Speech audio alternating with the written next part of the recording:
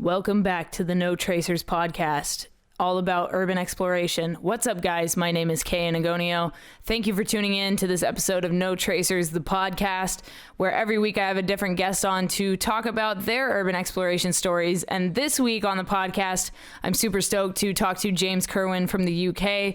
This guy, not only does he explore abandoned places, but he's a tour guide. He gives tours to people around the world to go visit different ruins and different abandoned places, and he most of the time gets permission to do this kind of stuff. So we're going to be diving into that, and I'm super excited for you guys to hear this episode. But before we get started, I need to let you know your girl has a book out called No Tracers, an Urban Explorer's Diary. It's a coffee table photo book full of photos and stories from my urban explorations all across the United States, some explorations in Portugal and Canada. So if you guys want to check that out, you can head to notracers.com/shop. And if you want to support this podcast and all the content that I create, I have a Patreon, patreon.com/justtheletterK. You can check out all the links down in the description. There are also a bunch of affiliate links for things like gear that I think would help you explore better. Backpacks, lights, all kinds of stuff, camera gear, bunch of things that I think you guys could get use out of down in the description. So make sure you guys check that stuff out. And I have to say a huge thank you to our partner, Liquid Death, for partnering with me on this podcast.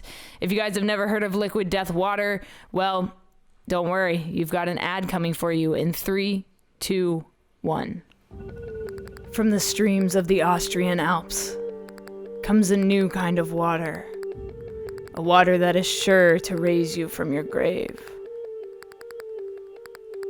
If you're tired of buying cases of plastic water bottles that contain carcinogens and God knows what else, or if you're trying to lower your waste footprint, Liquid Death comes in beautifully rugged aluminum cans. Murder your thirst with a can of Liquid Death. Check the link in the description and use code JustTheLetterK at checkout for 10% off your order. Liquid Death. Murder your thirst. All right, so without further ado, let's jump into this episode of the No Tracers podcast with James Kerwin. James, please introduce yourself and what it is you do to the No Tracers audience. Yeah, my name's James Kerwin, obviously, and I'm a British guy. I'm late 30s now, but I'm originally from Norwich in the United Kingdom. But since January of 2019, I've actually been on the road full time. So myself and my partner Jade actually left the UK to sort of basically travel and be based in cheaper destinations around the world to assist in finding, documenting, and obviously running trips and stuff. That is what I've been doing in off the beaten path destinations over the last since start 2019 really. So yeah, I hope that sort of covers it. A broad subject range, but off the beaten path and hidden architecture and abandoned stuff is certainly right up my street. So let's go back a little bit and tell me how you first got into exploring. How did you catch this bug? It's actually all the way back 2013, so quite a while back now. I actually was started in the local, Norfolk's quite a remote area, so there's not actually a lot there. And I ended up actually finding articles online, asylums. We used to have loads of them in the UK, abandoned, sanatoriums and asylums. And there was one actually down in Essex in Colchester called Several's Asylum. And I remember seeing an article online about it. And I was living with two of my really good friends at the time. So I went home that night and sort of shared stories of what we each other had seen on the internet. And it kind of grew from there, really. It took a while to brave going out, but early part of, very late 2013 and early 2014 is when it really sort of kicked off in terms of going out and actually started shooting.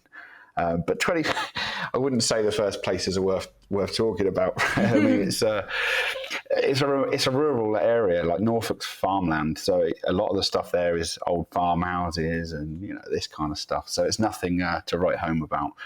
And hence the need for travel a lot when you're when you're someone like from that neck of the woods. It's probably similar to you guys in the States. You have to travel to get the good stuff. Yeah, definitely. I'm personally in California right now, and I've been to, all the abandoned stuff around the area. And so we now have to travel outside of the state really to go mostly over to the East Coast to find all the good stuff, because it's been around longer than the West Coast has. So, I can totally understand the need to travel. So tell me about Several's Asylum a little bit more. I'm checking it out right now online. I'm looking at the photos of it. And personally, asylums and abandoned churches are my favorite things to explore. Okay. So bring me into this asylum. Tell me a little bit about it. If you know some of the history, that would be really cool. Yeah, it's actually demolished now. It's actually been turned into housing. It's turned about sort of end of 2017. It actually got it was a long process, and it was guarded for quite some time. And it was one of them ones, sometimes when something's really close to your house. This was about an hour from Norwich. I didn't actually venture there for a while because it was notorious for security, and there was one point sort of all the way back 2010 when it was sort of wide open. But yeah, by 2013, 14, it was certainly guarded, and he was all right, a nice friendly guy, but he used to just turf you out, and it was a very long walk round. The thing about the sanatoriums, or not sanatoriums, but the asylums in the UK, they used to be huge plots. So this one in particular was 300 plus acres. Massive site, sprawling corridors, all from the centre. It's kind of hard to explain, but you got a clock tower in the centre, and then off of it there was just, tens of corridors, and you could easily get lost if you didn't know your way around. And that was the advantage the security guy had, really, because he knew it from the back of his hand. And if you were new and you jumped the fence and got in there, you wouldn't last long. that was just the thing of it, But it was quite samey. By the time I actually visited it, it was kind of very samey. A lot of the corridors looked quite samey, but it was one of those notorious sites. You could certainly get some amazing footage if you were going through corridor after corridor, and if you went there on a rainy day, for instance, you could get some amazing reflection shots and stuff like this. So it's one of those places, when it was same with asylums. You get it in the morning, nice light. It looks different to when it's an overcast and sort of moody day. It was a cool site, but I wouldn't say it was in the best of conditions by the time I got there. But it's very old. Most of the stuff in obviously the UK at that time that was abandoned, the asylums and stuff, were pretty old. We're talking sort of late 18th, early 19th century, some of them. That particular one, I'm sure, is late 18th, but it would have changed quite a bit. And because it was a local asylum, you'd always find somebody who used to work there or used to sort of go there as a kid, or my own girlfriend actually grew up next door to it. So she used to jump the fence and go and have a smoke in there with her friends, drink some beers on a Saturday night. Because back then it was easy, if you were growing up in the area, it was like your local haunt, But it took some more braving for us, actually, because myself and Adam, a guy that I went with for the first time, we drove down from Norwich, but it took quite some time to sort of brave it because of that whole knowing, used to dig under the fence and get in that way, because it used to have this palisade fencing, and it was either over and hurt yourself or under. So it used to be under, and it was the easiest way. And then eventually they put up a second row of palisades. You'd have to do it twice. The UK is quite difficult, to be fair. It's notorious for it. It's probably similar to the East Coast for you guys. There's some places that really are hard, and that was definitely, by the end, that was definitely one of them. So, and then about 2018, the builders had completely stripped it all, and I think the only things left now are probably the clock tower, and some of the houses are very expensive there. But it's a cool one. There was a few like it in the UK. Whittingham, I think, or Whittingham, one up north. There was other famous ones down south as well, but I was quite late to the asylums. I'd say for the peak in the UK, they were probably 2009, 10, I would say. It was probably the years to be doing the UK ones. Whereas 2014 was probably prime for Italy, so it was different. We had to quickly jump on a plane if we wanted to get the best asylums. But they were certainly amazing. You could spend 10 hours, 13 hours easy of a day walking around just the empty corridors. There's so many of them. So good. Oh man, it's so good. I love hearing about the asylums, and it's it's one of the most eerie places I think you can go to explore, just because of the history, and so many asylums had so much dark history surrounding them. Yeah, well, that leads me on. I mean, if you don't mind me going on, the please. Italian one of the first Italian one I actually ever went to was quite a famous one called Manicomio. I think it's DR. It's Manicomio DR. It's Roccinelli, but it's Manicomio DR, and it's sort of not far from Turin. Nowadays, it's famous. Everyone's seen it. But when I went in 2014, to access it, you had to crawl through basements. You had to go through tunnels and literally go over pipes and put your bag under it and put your mask on. And literally, I remember me and Adam got there and it was pouring down with rain, and we go through this basement access, the sort of old school way, really. Back then it was like changing to, I find some of the stuff fairly easy now. Like if you've done stuff like that, it kind of crosses over to make stuff feel a lot easier than it should be, I suppose. And we get in there, and once you're in there, it was packed. Back then, it was packed full of instruments, chairs. It's all 1950s and 60s equipment, So that was like a proper site. It's probably my first one that was like, wow, this is packed full of amazing equipment, history. Seems spooky. There's documents on the floor, that kind of stuff, So it's like, and you're a foreign country, and you're kind of like away from your home, and you're not doing the norm. Outside, you've got the people, the hustle and bustle of the market or whatever it is going on by 10 a.m., and you're inside taking photos around an asylum site. So it's a fascinating one. It wasn't as big as maybe some of the UK stuff, but it's for what it lacks in width, it probably goes up in floors. So you kind of have like 4 floors in 2 figure of 8 in Mani DR. So it's kind of like huge site, lots of equipment. There's a lot of it's obviously been stripped over the years now since, but I remember it well. In terms of like an asylum, that's definitely one of my all-time favourites. And I can imagine, looking back at the UK stuff, that's probably similar to what they were like in 2009-10, Man, I'm checking out these photos right now of this place. It's crazy. So I've only been to abandoned spots in Greece and Portugal. So I haven't been to Italy. I haven't been to the UK to see any of the stuff you guys have over there. So I'm super keen to get over and do a little bit of exploring. So when did photography come into play? Was it from the beginning, or did you just start exploring first and then get a camera? What was your process?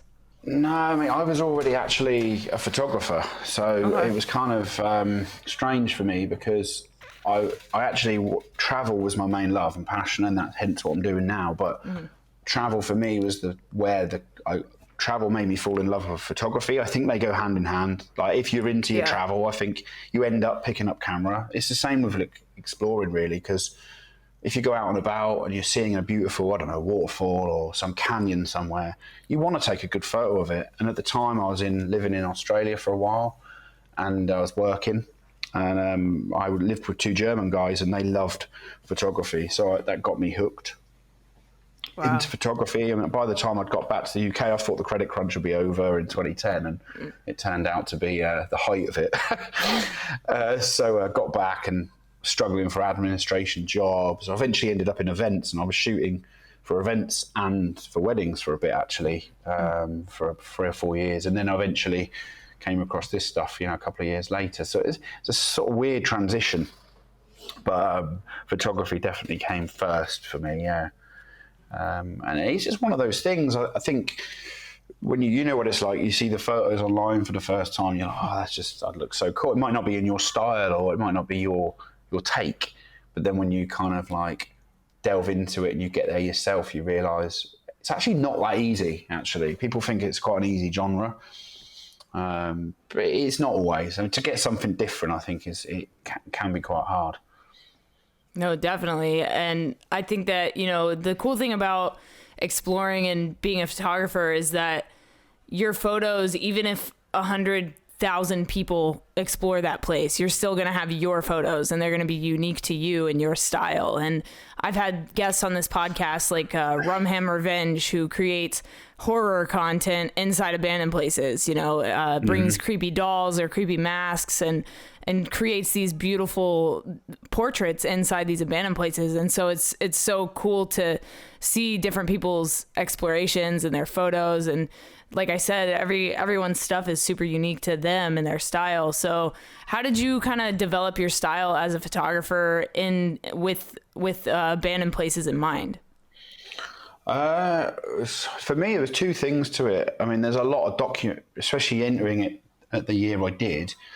There's a lot of documentary photographers in the subject. I mean, traditionally you get forums, and they're always in the kind of documentary style. You got, I don't know, you've got like the history of the building. Here's my photos, my day out, and that's kind of how it goes, and that's fair enough. But I always thought Adam and the guy I was going around with quite a lot, being based from the same city. You always end up hooking up with someone nearby, don't you? And it's he had a very good blog doing that kind of thing. So for me, it was always going to be down the maybe looking at a series or bodies of work rather than kind of like here's like just one building. For me, it was always going to be that. I suppose that's the photography background in me as well. And then in terms of development, again at the time, I love color. I can literally love it. It's my thing really. And back when I was sort of first linking up with people, I met up with Rebecca Litchfield. I think her name's Bathory now. And she was in part of our group. And she shoots very dark stuff, shooting as in exposing for the light. So, the light will come in the window and it's, as the camera sees it, is kind of her style because it's kind of like, so it makes it kind of dark, moody, and maybe a little bit on the haunted side, And I like shooting architecture. So as it's developed, it's kind of been, for me, I'd rather bring out the detail of what I'm looking at. So it's kind of like, using my bracketing, making sure that my composition's neat and tidy. And I've always liked to try and pull out what it is we're looking at rather than leaving it to fall into the shade, if that makes sense. And then using post-processing to bring out colours or details or whatever it is. And it's kind of gone from there, really. I'd say it's very different to how it used to be as well. Like you just develop, don't you, over time. I think everyone gets better and gets their own way. And I have peaks and troughs, I think, personally. I've gone through bits where I think I'm doing really well, and in terms of I like what I'm producing. And then you go through a little spell of you dip. I think that's part of being a photographer or an explorer. Sometimes you're having an off day, especially the time of day you're entering some of these places, And I think that plays into it as well.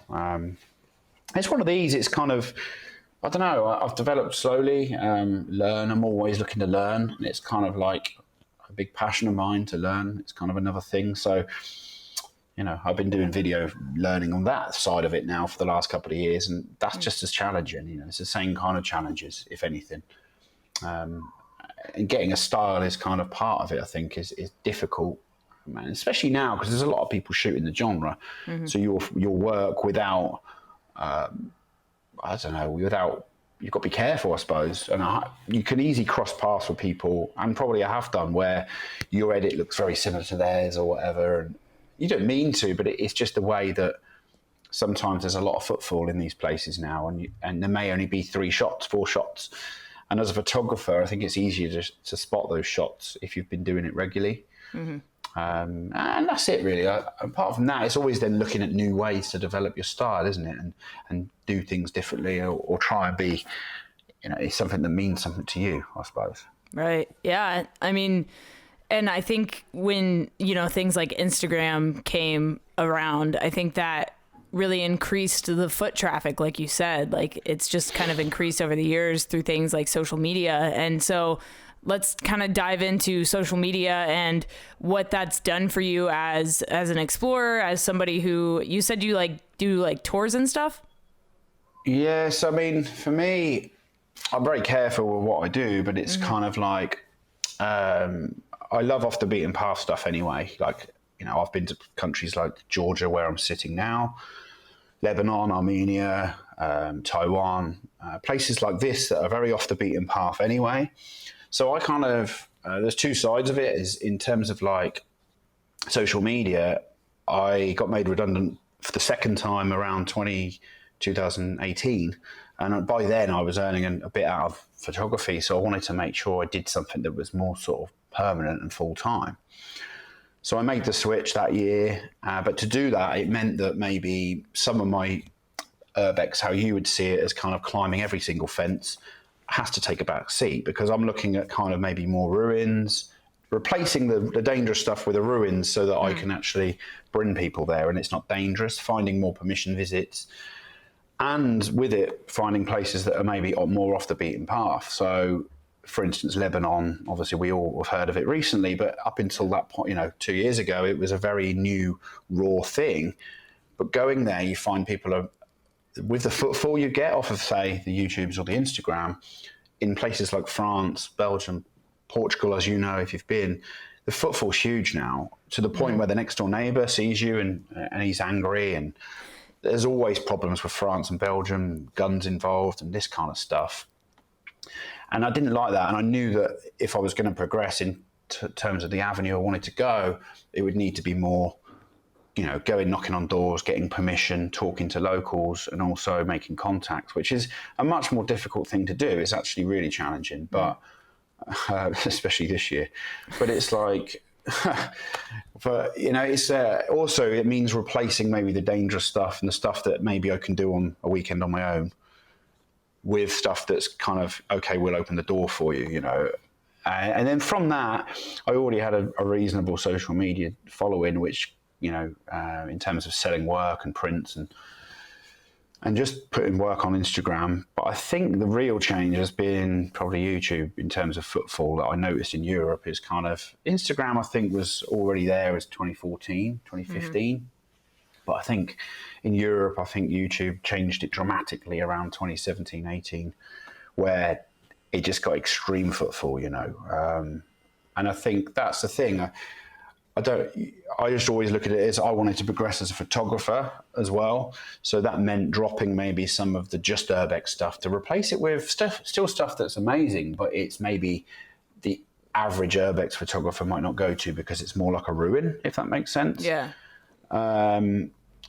Which is fine, it's cool. And I still think that they've got things that have got aesthetics or they're pleasing. Like places like, I went to Kolmanskop in Namibia.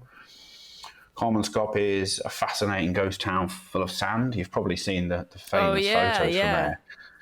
And it's probably, even out of all the locations I've done over 6-7 years, it's probably in my top 3, just because of how many places are filled with sand, and they're colourful and beautiful in terms of the light, in terms of every room is different, and that's so unique. Where else is full of sand, it's mad.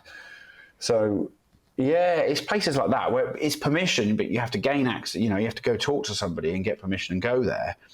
And they're the kind of things I'm kind of looking to replace with the dangerous stuff, now. Not that I don't enjoy the dangerous stuff, obviously we all do, but I can't run, trips there with 50-year-old men and stuff. That's just not going to happen. I always look at kind of the photography side as two tiers, I suppose. I've got the real abandoned stuff that's kind of dangerous. If you replace them, it's going to have to be something that's a bit more permission. Or, for instance, in Georgia, the welcome you get compared to, say, France, you can go and not talk to people, communicate with them in a slow manner, but you might gain access to stuff that potentially it would be very difficult to do in somewhere like France, because they're just sick of the amount of people that are coming, Yeah. And that's why I chose as well the kind of countries that I've been doing the last 2 years, really, as well. So it's like looking at different places, maybe that the average traveller wouldn't go to, and combine my love for travel with my photography, and it's kind of different, I suppose, as well. Not that I'm the first, obviously, to ever come to these countries, but you see my point. It's just about looking at things a little bit differently. Yeah. And I love that you're taking your love for exploration and travel and photography, and you're, trying to get permission and trying to gain access and make these connections. I think that's super cool. And it makes you almost like a location scout in a way, you have to work at it, and it really shows how much effort you put into this.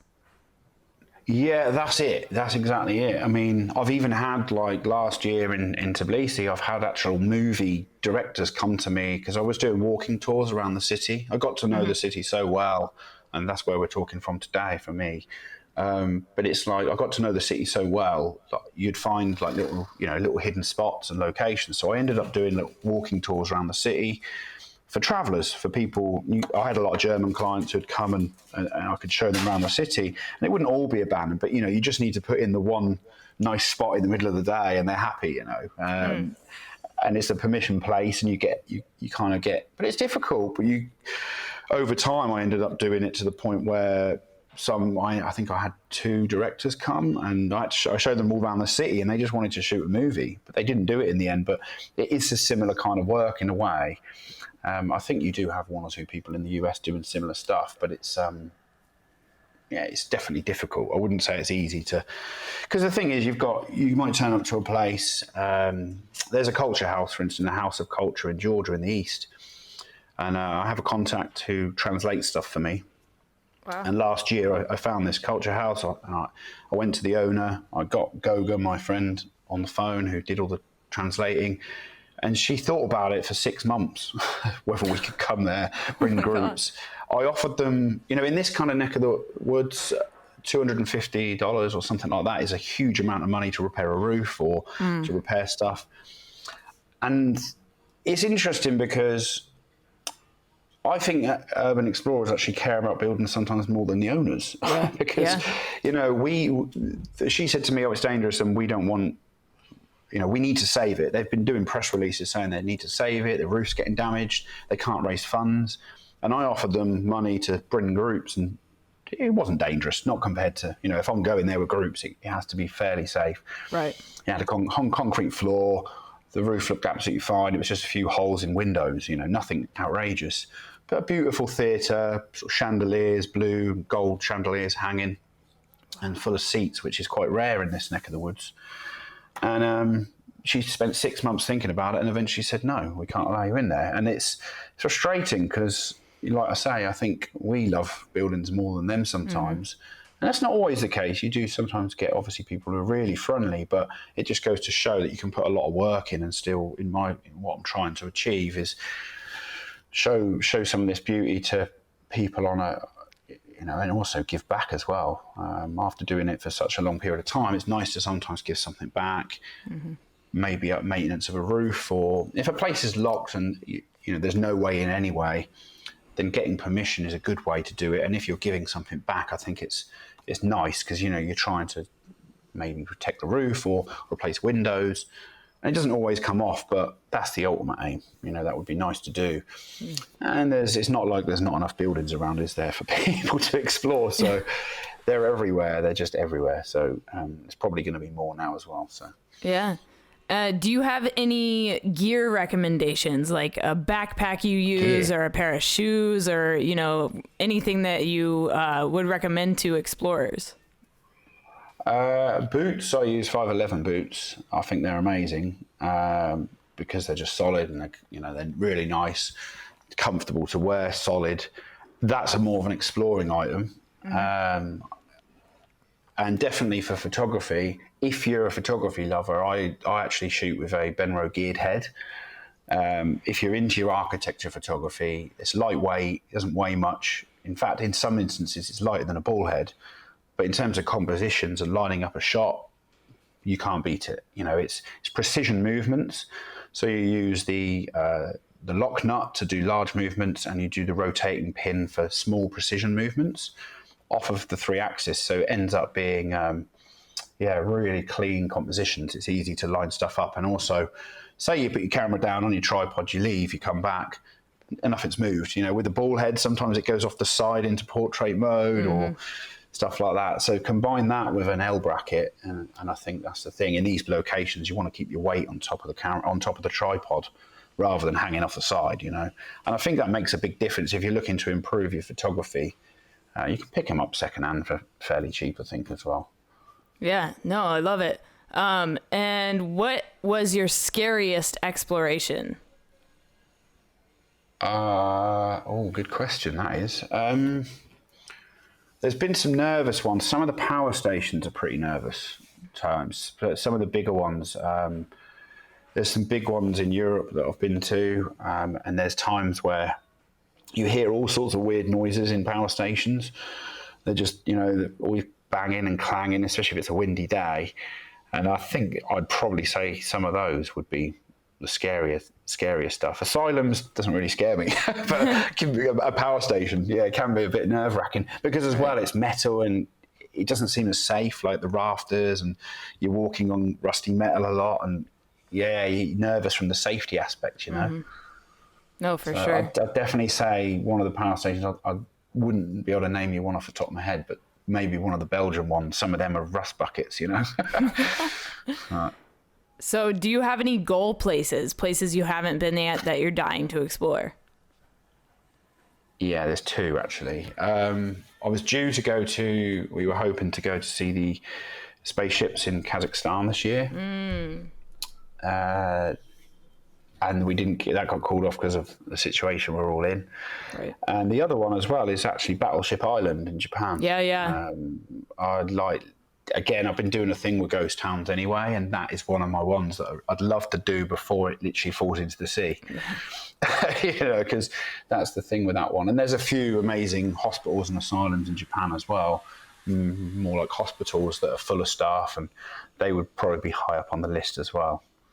Oh, so cool. Yeah, Hashima Island in Japan, if you guys don't know about it, you guys got to definitely check that out. It's a very unique place, and I hope you get to explore it, like you said, before it falls into the sea.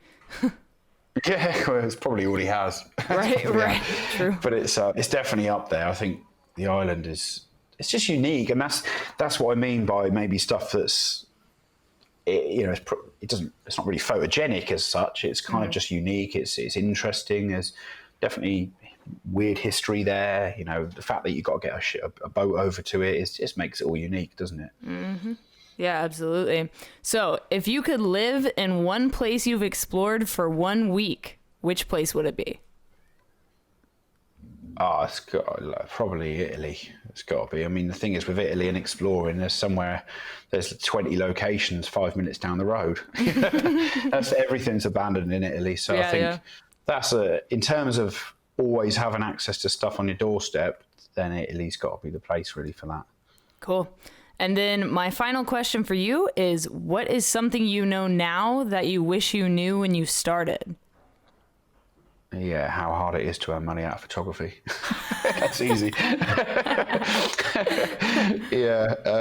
no, there's lots of things, but that's got to be a key one, a funny one. No, but, for sure. It's as well. It's just the I suppose as well the whole, at the start when you're really nervous, and there's not really that much to be nervous about. Most places are fairly safe, as long as you're being within your boundaries. And I think that's the thing as well, is actually getting over those sort of initial nerves is actually not that big of a problem as well. Yeah. It's actually, entering something now after all this time, it seems silly looking back that I was so worried about entering a farmhouse in rural Norfolk, Right. So it's one of those things. It's I think that's a twofold thing. And then if people want to see your work, or if they want to maybe hit you up about going on a tour or something, how can they find you? It's my website is www.jameskerwin.uk or jameskerwinphotographic.com. So both. But I'm on Instagram as well, james.kerwin. All right, guys, that was my podcast with James Kerwin from the UK. I had a blast talking to him, and I think it's super cool that he hosts these tours to go to abandoned places or ruins. So if you guys want to hit him up about potentially doing some kind of traveling tour, definitely reach out to him. I'm sure he'd be down to take you somewhere. If you guys like this podcast, please leave a rating and feedback. It really helps the podcast grow. This podcast is actually bigger and more well-known, and more, I think people are enjoying this so much more than my freelancing podcast called Project Freelance, where I talk to freelancers every week. I love doing that podcast. I've almost done 200 episodes of it, but this podcast is already outgrowing it, and I've only been doing it for a couple of months since COVID, actually. So thank you guys for tuning in. Thank you for getting behind this podcast. And thank you, Liquid Death, for partnering with me on this podcast and being a part of my journey. If you guys want to get a copy of my book, No Tracers, an Urban Explorer's Diary, you can head to notracers.com/shop. And if you want to read some blog posts or see some of my photography, you can just go to notracers.com. All right, guys, I'll talk to you next Friday for another episode of No Tracers, the podcast. Stay strong, keep enduring, and remember, leave no trace.